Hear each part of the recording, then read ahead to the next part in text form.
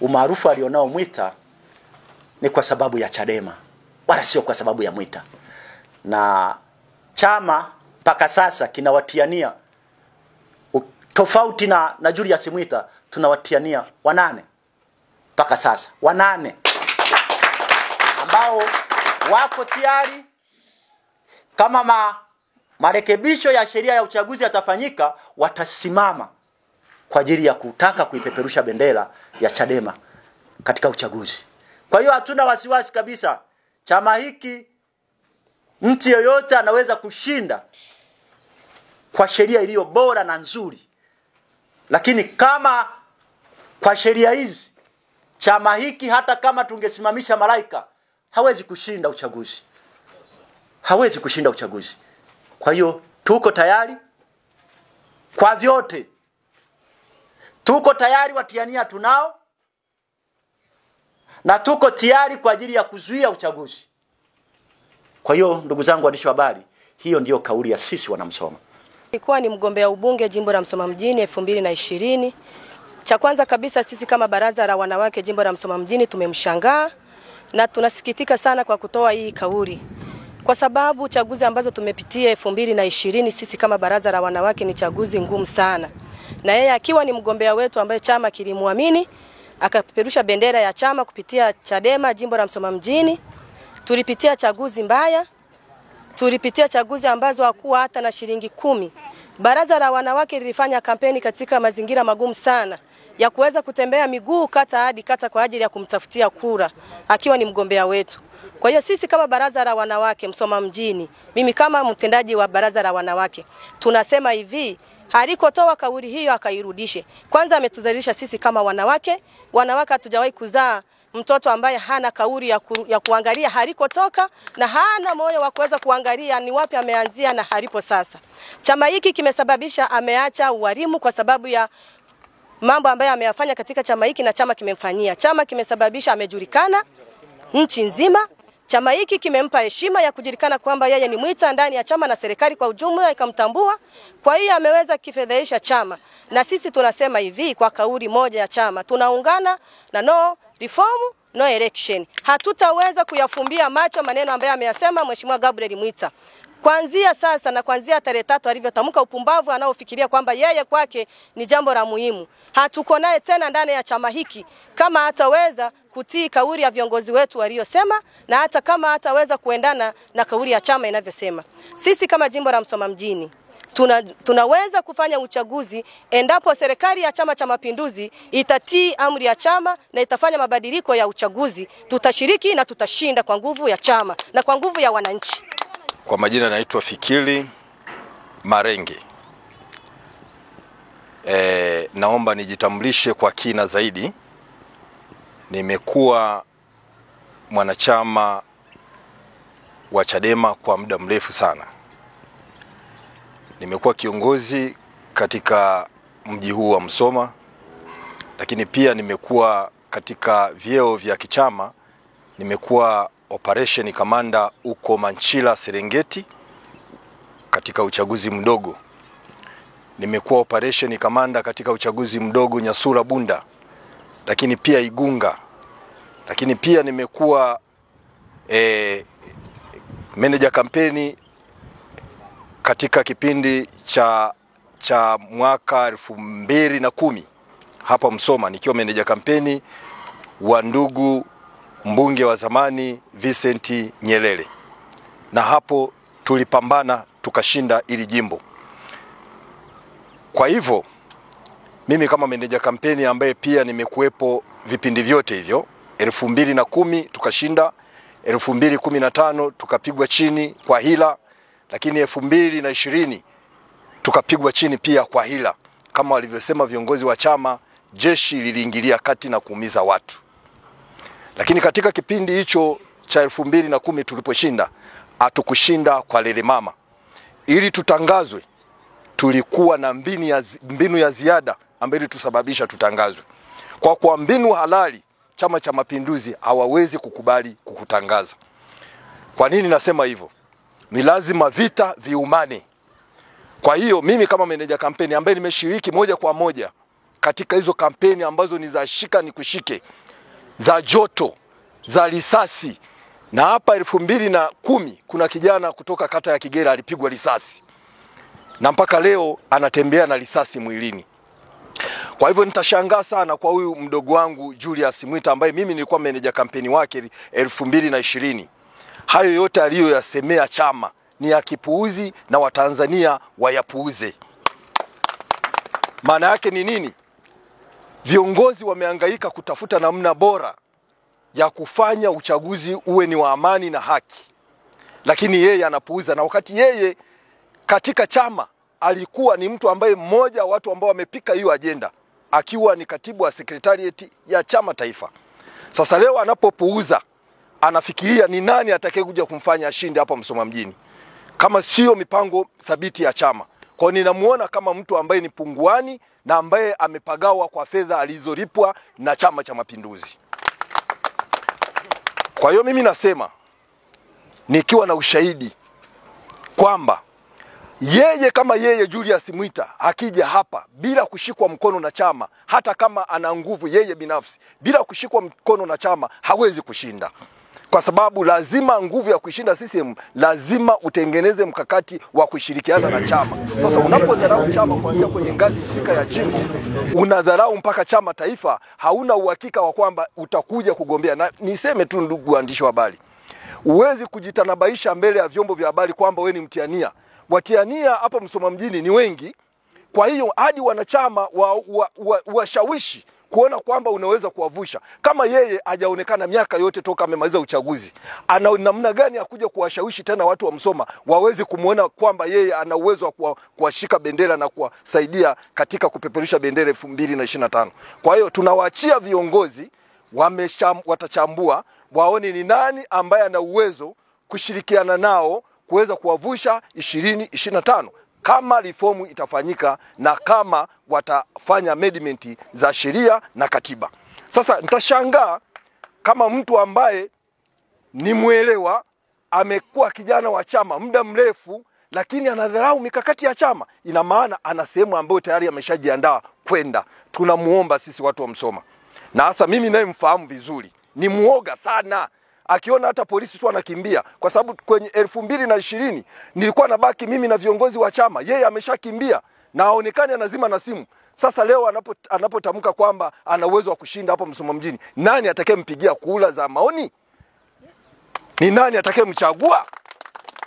Ukidharau chama, ina maana labda unataka una mbinu zako zingine za kwenda kwenye chama kingine. Sisi tuombe tu, tumuombe kama walivyosema viongozi, akae, ajifikirie, arudi nyuma, aombe msamaha chama.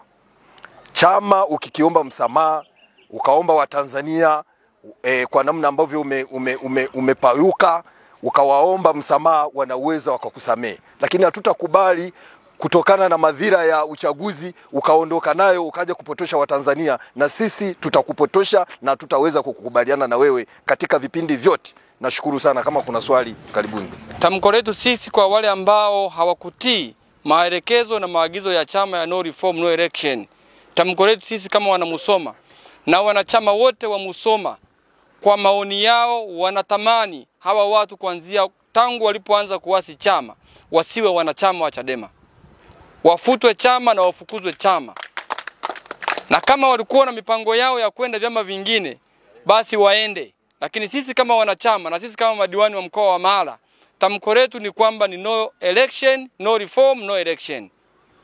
Lakini mimi nimkumbushe Julius Gabriel Mwita kama mgombea ubunge wa mwaka 2020. Yako mambo mengi ameyashuhudia kwa macho yake mwenyewe na ameyasikia kwa masikio yake. Watu waliumizwa, Kwangwa watu walivunjwa miguu. Mwenyekiti wetu wa Bawacha aliumizwa, akavunjwa mkono. Yuko mtu ambaye mwenyekiti amemtaja anaitwa Pastori Jomo, alivunjwa mguu. Mimi namshuhudia na macho yangu, alivunjwa mguu na wanajeshi. Lakini bado wako watu wengi ambao wameumizwa mguu, wamevunjwa, wameumizwa. Lakini mwao wote Mheshimiwa Julius Gabriel Mwita aliwashuhudia kwa macho yake watu wanaumizwa. Lakini uchaguzi wa mwaka 2024, Mheshimiwa Julius Gabriel Mwita amekuja Kwangwa, na bahati nzuri ameshuhudia uchaguzi wote na mienendo ya uchaguzi ilivyoenda. kwa siku zote 7 za kampeni wa serikali za mitaa. Ameshuhudia kwamba watu wamekuwa majeruhi wengi kwa uchaguzi huu wa mwaka 2020 wa serikali za mitaa. Maana yake wako watu tumewatibu, lakini yeye akatukimbia, hakushiriki hata kwenye matibabu yao. Swali letu sisi kama wanamusoma tunajiuliza, leo tena Julius Gabriel Mwita anataka twende kwenye uchaguzi. Kwenye hizi chaguzi ambazo zinaumiza watu, zinaua watu, zinavunja watu miguu, ni kipi anachokivuna yeye anapokuja Musoma watu wanavunjika na kimbia kurudi Dar es Salaam? Lakini leo kwa wanamusoma wote, hata ukipita kule chini kwa fundi viatu, kupitia kauli za Julius Mwita, wananchi wa Musoma wote, walio wanachadema na wasio wanachadema, tunaamini Mheshimiwa Julius Gabriel Mwita hatufai tena kuwa mbunge wa Musoma mjini. Kwa maelezo ya aliyekuwa mgombea wa ubunge jimbo la Musoma mjini, ndugu Julius Gabriel Mwita, nasikitika kwa sababu ameshindwa kukumbuka madhira tuliyopitia wakati wa chaguzi mbalimbali. Na hatimaye leo chama kimesema no reform, no election. Lakini amekuwa wa kwanza kupuuzia kauli ambayo ina msingi na maana kubwa kabisa katika taifa letu na katika kipindi hiki cha sasa tulichonacho. Julius Gabriel Mwita amesahau wakati tukiwa tunagombea mwaka 2020, yeye akiwa anagombea ubunge, mimi nikiwa nagombea udiwani. Amesahau tumefanya vikao vya ndani, amekuwa mtu wa kwanza kulialia kama mtoto. Kwa sababu tu hii serikali ya Chama cha Mapinduzi ilivyokuwa inatuingilia michakato yetu, lakini ilivyokuwa inabana demokrasia na ilichokifanya mwaka 2020, Watanzania wote wanafahamu. Lakini Mwita huyu leo hii kuna kauli ametoa kwamba amefananisha michango ya tone na michango ya harusi. Amesahau kabisa wakati wa mikutano yake yote hadhara, hakuna mkutano hata mmoja aliyotoa hata shilingi yake. Wachangiaji ni sisi wanachama na wananchi wenye mapenzi mema, wamekuwa wakichangia hela kidogo 1,000, 2,000, hizo ambazo leo anazizalau kama michango ya harusi. Kwa hiyo kwa hizi kauli zake anaendelea kuzitoa na ili genge lake ila wanywagongo 58, na muomba sana ajitambue, sio wakati wa kuleta mzaa katika taifa letu, na sio wakati wa kupuuzia kauli za kichama, ambaye akiwa kama typisti wa katibu mkuu taifa amesahau kama yeye ndo aliyoleta hiyo agenda no reform no election kwenye kamati kuu na wakaijadili na wakaipitisha. Leo hii chama tumeamua kuisimamia agenda hiyo, kwake inakuwa mwiba mkali. Tunafahamu nyuma yake tumeshapata taarifa mbalimbali, wanapigwa noti na yule mama, lakini tunafahamu kwamba mikakati yao lengo ni kudhoofisha uongozi wa Tundu Antipas Mugwai Lissu, kitu ambacho Mtanzania yoyote yule awe mwanachadema au sio mwanachadema anashangaa sana hii tabia inayofanywa na hili kundi la G55, sijui kirefu chake, bila shaka ni wanywagongo 55. Ndugu wananchi na ndugu waandishi wa habari, natumia fursa hii kumwambia Julius Gabriel Mwita, lakini na Watanzania wengine wote, katika uchaguzi huu unaokuja, kama hakutakuwa na mabadiliko ya sheria za uchaguzi, hakika tutasimama na chama, uchaguzi hautafanyika. Hautafanyika kwa namna gani? Kama kuna mtu ambaye hajajua namna atakavyosimamisha uchaguzi, nimwambie tu kati ya tarehe 26, 27 na 28 waje mji wetu wa Musoma. Tutakuwa na mkutano mkubwa sana wa mheshimiwa mwenyekiti wa taifa, ambaye tutawaambia ukweli kwamba tunausimamishaje uchaguzi. Kushiriki tutashiriki, lakini tunausimamishaje, tunazuiaje uchaguzi, waje kwenye mkutano wa hadhara ambao tutautangaza hivi punde. Lakini pia ndugu wananchi, kupiga kura kumepoteza mvuto katika taifa letu. Kumekoswa thamani. Watu wanaona namna gani nikapige kura ya kazi gani, kwa sababu nemchagua au nempigia kura sio yule nitakayeletewa. Kwa hiyo watu wamepuuzia ili swala la kupiga kura, lakini sisi kama taifa hatuko tayari kuingia kwenye hii aibu ambayo inasababishwa na serikali ya Chama cha Mapinduzi. Tumesema hivi, ni heri liwalo na liwe. Kama hakutakuwa na mabadiliko ya sheria uchaguzi hautofanyika. Ndugu wananchi, tutakuwa na mambo mengi sana kuzungumza, lakini kwa kuwa wapo wazungumzaji wengine nyuma yangu, basi tutaendelea kutana kwenye mikutano ya hadhara. Asante sana. Kama kijana wetu, mwanachama mwenzetu, mgombea aliyekuwa mgombea wetu wa uchaguzi wa 2020. Kwa kauli zake, sisi wanachama wa chama cha demokrasia ya jimbo la Musoma mjini hatuko naye, na kama anaamini anachokisema ni sahihi, atafute pa kufanyia siasa. Sisi chama chetu tayari tuna msimamo wetu na viongozi wetu wakuu. Hatumsikilizi kwa sababu sio kiongozi wetu. Reform anaikubali, no election haikubali. Maana yake anakubali marekebisho ya katiba ya sheria za uchaguzi, lakini uchaguzi wenyewe anaukubali. Sasa iko hivi, tayari kwa taarifa iliyopo katika nchi mpaka dakika hii, Tume ya Taifa ya Uchaguzi ilikwisha kupita kwenye mifumo mingi tayari. Hiki ni kitabu ambacho tayari tume imekiandaa kwa ajili ya uchaguzi, na hiki kitabu kimeandaliwa zaidi ya miezi mitatu. Sasa hivi ni mwezi wa 4, uchaguzi ni mwezi wa 10. Tuna muda mfupi sana, hawezi kurudi kuandaa taarifa nyingine. Huu mchakato wao umekamilika, inafuata michakato mingine. Kwa hiyo habari ya kusema kwamba eti Lissu aende kusaini chama chetu kiingie kwenye uchaguzi, eti asipo saini ikifika wakati wa uchaguzi wakaleta mabadiliko ya katiba, sisi hatutashiriki kwa sababu hatukusaini. Utuamini sisi, na tunaamini hakutakuwa na mabadiliko kwa sababu haya mabadiliko ya awali yamechukua muda mrefu na bado kuna mabadiliko mengine yanakuja yatachukua muda. Kwa hiyo sisi haina muda kufanya hayo. Uchaguzi utafanyika kwa sheria zilizopo, na tunamuomba Tundu Lissu kama kiongozi wetu mkuu asikubali kusaini kuingia kwenye uchaguzi. Kama watakuja na marekebisho wakiwa wamefanya marekebisho wafanye uchaguzi wenyewe, tutashiriki uchaguzi.